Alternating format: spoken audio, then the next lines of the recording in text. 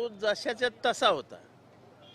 दुसरी गोष्ट, black box ज्या मटेरियलचा बनवलेला आहे ते मटेरियल आहे टायटॅनियम, म्हणजे 11,000 सेल्सिअसच्या आगीच्या म्हणजे 10 मध्ये सुद्धा त्या ब्लॅक बॉक्सला काही होऊ शकत नाही अशी परिस्थिती असताना सरळ सांगितलं जातं ब्लॅक बॉक्स जळून गेला.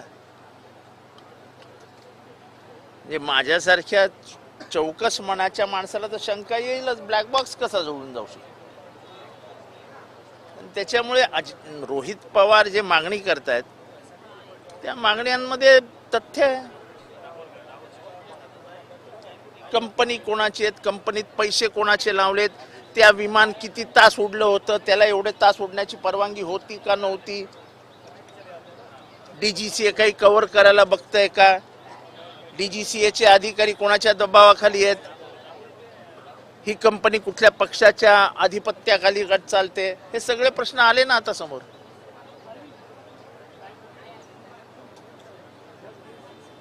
पण सर, या सगळ्या संदर्भात अजून देखील प्राथमिक चौकशी अहवाल जो आहे तो समोर येत नाहीये, त्यामुळे प्रश्नचिन्ह निर्माण होतं. जेवढा चौकशीला उशीर करतील, जेवढा चौकशी लांबवतील, जेवढ्या या खोट्या नाट्या गोष्टी सांगतील की ब्लॅक बॉक्स जळून गेला, तेवढ्या संशयाला वाव मिळण्याला जागा निर्माण होत आहेत. काल मुख्यमंत्री असं म्हटले की अनेक जण शंका उपस्थित जरी करत असले तर तुमच्याकडे काही ठोस पुरावे किंवा काही असतील. असं आहे की ब्लॅक बॉक्स जळून गेला ही माझी सर्वात मोठी शंका आहे.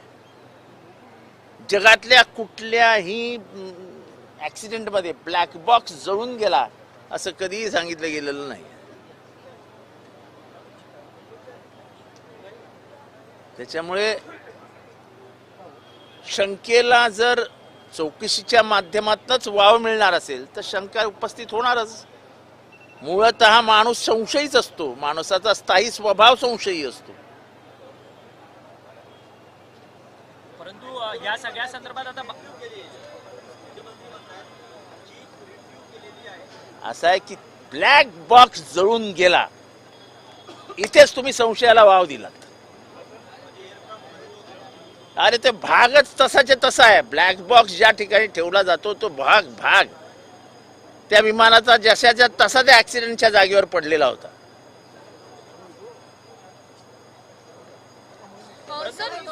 गावबंद अजित पवारांची अगदी विरोधकांची जी बैठक झाली अजित नव्हतात मागच्या काही दिवसांपासून नव्हतात, तर का कुठे होतात आणि का नव्हतात इतके दिवस? माझा मूड नव्हता, माझा बोलायचा मूडच नव्हता. गेले काही दिवस मला बोलावं असं वाटत नव्हतं, म्हणून मी नव्हतो. अगदी विलिनीकरणाच्या मुद्द्यावर सुद्धा विलिनीकरणाच्या बाबतीत मला काही बोलायचं नाही, कारण का संपूर्ण प्रक्रियेत मला कधी समावेशच केला गेला. जी गोष्ट मला माहितीच नाही त्याबद्दल मी बोलू कशाला. सर, तुम्ही होतात कुठे, म्हणजे का तुमचा मूड नव्हता, असं काय घडलं होतं? माणसाचा मूड काय असा कशावरनं जातो काय नाही वाटत. I was feeling low. Mood depends on everything. It doesn't depend only one thing, विलिनीकरण किंवा काय पॉलिटिकल. मला काही फॅमिली प्रॉब्लेम असू शकतात, माझे काही पर्सनल प्रॉब्लेम असू शकतात. माझा मूड नव्हता. याला तर पत्रकार विचारतील तुमचा मूड का नव्हता. अरे सर, पण तुमच्या व्यतिरिक्त इतर नेते देखील कोणी आलेले नव्हते बैठकीला. नाही, ते मला माहित नाही. माझ्याकडे काल नगरसेवकांची बैठक होती, आज महासभा आहे. विरोधी पक्ष नेता कोणाला करायचा, समित्या कोणाला द्यायच्या, ह्याच्यासाठी बैठका होत्या आणि त्या बैठका मला टाळता येत नव्हत्या, कारण का नंतर नाराजीचा सूर पसरतो. आणि आज महासभा आहे, त्यामुळे महासभेच्या आधी हे सगळे निर्णय घ्यावे लागतात. त्याच्यासाठी ते निर्णय घेऊन मग मला ब्लॅक बॉक्सच्या संदर्भातला प्रश्न उपस्थित केलाय, तुम्ही विधानसभेमध्ये सुद्धा हे प्रश्न उपस्थित करणार का याच्याबद्दल? मी ओपनली पहिल्यांदा बोलतोय. मी एकदा इथे बोललो तर सगळीकडे बोलणार ना. आज विधानसभेत बोललो काय आणि इथे बोललो काय, माझ्या मनात काय ते मी अख्ख्या महाराष्ट्राला तुमच्या मनातनं सांगितलं. अमोल मिटकर यांनी एक मोठा प्रश्न उपस्थित केला. त्यांनी असं म्हटलंय की राजीव गांधी यांच्या हत्येप्रमाणे अजितदादांची हत्या झाली आहे, असा प्रश्न. सुसाईड बॉम्बर, कारण की राजीव गांधी यांची हत्या करायला जसा सुसाईड बॉम्बर वापरला तसाच सुसाईड बॉम्बर वैमानिक होता. मला कोण काय म्हणायलं ह्याच्यावरती बोलण्यासाठी मी आपल्या समोर नाही. मला जे वाटतंय ते मी आपल्या समोर. काल हर्षवर्धन सपकाळ यांनी दावा केलेला आहे मुख्यमंत्र्यांनी, तर सीबीआय चौकशी नाही. ते प्रत्येकाच्या मताचा प्रश्न आहे, मनाचा प्रश्न आहे. ते का गंभीर नाहीत हे मला तुम्ही विचारू नका. सर, मुख्यमंत्र्यांनी सीबीआय चौकशी देणार असं सांगितलेलं आहे.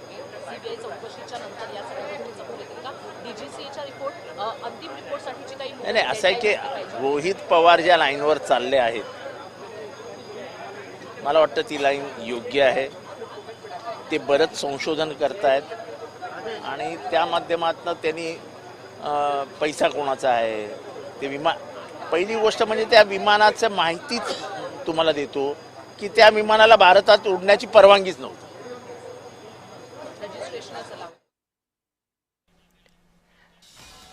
तर विधान भवन परिसरातली ही दृश्य आहे. उद्धव ठाकरे देखील विधान भवन परिसरात पोहोचलेले आहेत.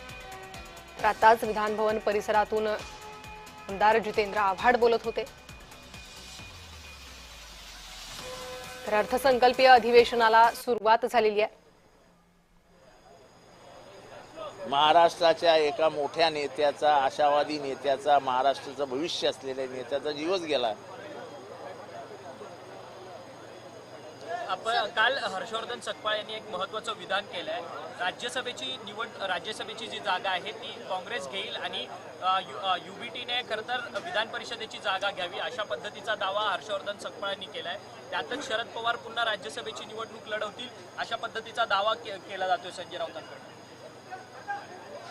जर पवार साहेब, मला माहित नाही, पवार साहेब जर निवडणूक लढवणार असतील तर प्रश्न संपला. मुख्यमंत्री तीर्थदर्शन योजना जी त्याचा गाजावाजा केला, हजारो ज्येष्ठ नागरिकांचे अर्ज आलेत, मात्र अनेकांचे प्रलंबित आहेत. ही योजना बंद पडल्याची चर्चा आहे सध्या. अहो फुकटाचं किती वाटणार? अहो पैसे नाही तो महाराष्ट्राच्या खिशात. सर्वायवलचा प्रश्न आलाय महाराष्ट्राचा. या योजनांपायी महाराष्ट्राला आता कटोरी घ्यावी लागणार आहे. कटोरी. इतकी वाईट आर्थिक अवस्था महाराष्ट्राची कधी आली नव्हती, ती आली. आता अजून काय वाईट तुम्हाला पाहिजे? आता आपल्या सगळ्यांना तर तीर्थदर्शनाला जावं लागेल अशी परिस्थिती आहे. सर, महाविकास आघाडीमध्ये राष्ट्रवादी काँग्रेस शरद महाराष्ट्र पवार पक्ष बाहेर आहे का? कारण की महाविकास आघाडीमधला आम्ही प्रमुख घटक पक्ष आहोत. आम्ही निवडणुका एकत्र लढवल्या आहेत. जिल्हा परिषदेला आम्ही एकत्र होतो. महानगरपालिकेत मी स्वतः त्यांच्याबरोबर चर्चा करून ठाण्यामध्ये, मुंबईमध्ये एकत्र होतो. आम्ही निवडणुका एकत्र लढलेलो आहोत आणि महाविकास आघाडी ह्याच्या पुढेही एक असेल. राज्यसभेच्या जागेवरतून राष्ट्रवादीला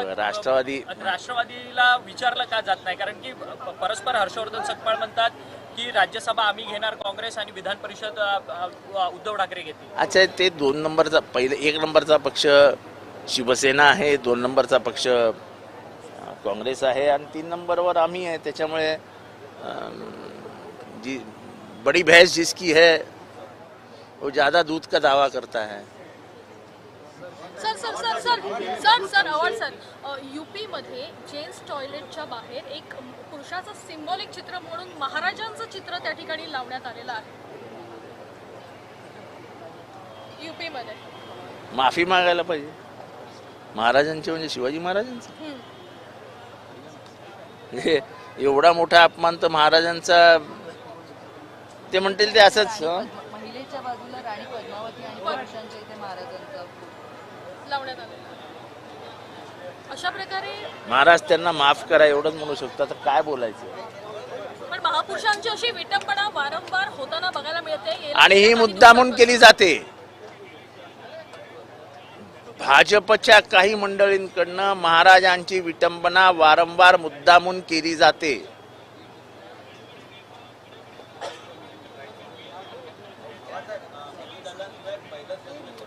हे मला अत्यंत वाईट वाटतंय. कारण का मी जेव्हा विधानसभेत 2000 साली आलो, म्हणजे विधिमंडळामध्ये, तेव्हापासून मी अजितदादांना बघतोय. किंबहुना अजितदादांच्या सुरुवातीच्या काळापासून आम्ही अजितदादांबरोबर होतो. कारण का मी या पक्षाच्या एकंदर प्रक्रियेमध्ये 1987-86 साली आलो. तेव्हा अजितदादा पण तरुण वयातच विधानसभेत येत होते. एक असा खूप वेगाने चालणारा, खूप पटापट निर्णय घेणारा. अजितदादांचा स्वभाव वेगळा होता. ठीक आहे, मध्यंतरीच्या काळामध्ये थोडंसं वितुष्ट आलं, पक्ष वेगळे झाले, तेव्हा आमच्यामध्ये खूप वादविवाद झाले. पण तो माणूस ग्रेट होता. राज्यामध्ये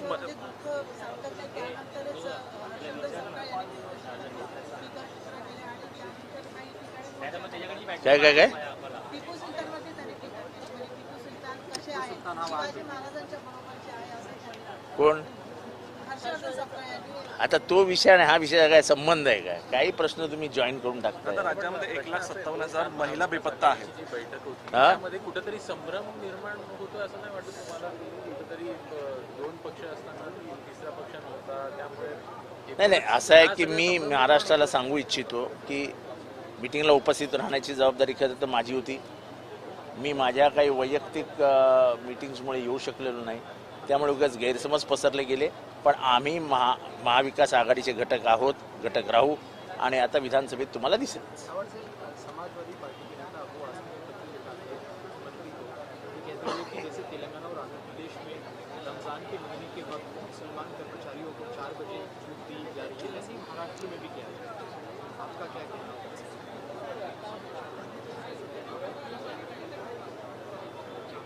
मैंने वो ना तो खत पढ़ा है, मैं अबू आजिम आजमी से बात करके मैं उसके पीछे का क्या उनकी ये सोच क्या ये मालूमात लूंगा. टीम इंडिया को लेके एक सवाल है. एआईएमआईएम के दिल्ली प्रेसिडेंट का कहना है कि गौतम गंभीर अब भाजपा के सांसद नहीं रहे. उन्होंने मोहम्मद सिराज, शमी, इन प्लेयर्स को इग्नोर करके अपनी टीम को नहीं बनाना चाहिए. मुस्लिम प्लेयर्स को टारगेट किया. नहीं ऐसा है कि मोहम्मद सिराज जो खेला है, शमी जो खेला है, दोनों ने हरदम मुश्किल वक्त में भारत को मैच जिता के दिए.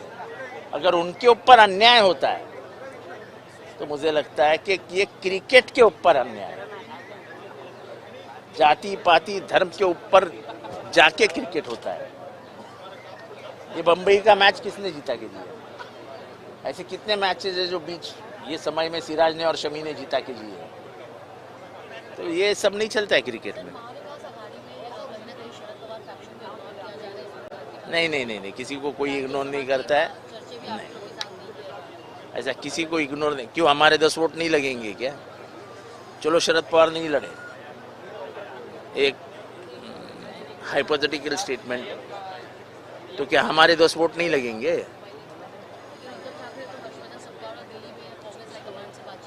वो तो हमारे से तो लोग रेगुलर संजय राउत बात करते ही है, हमारे से तो रेगुलर उद्धव ठाकरे जी बात करते ही है.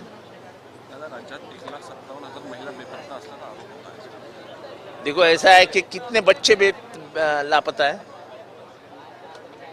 छोटे बच्चे लापता होना ये महाराष्ट्र सब में सबसे ज्यादा है.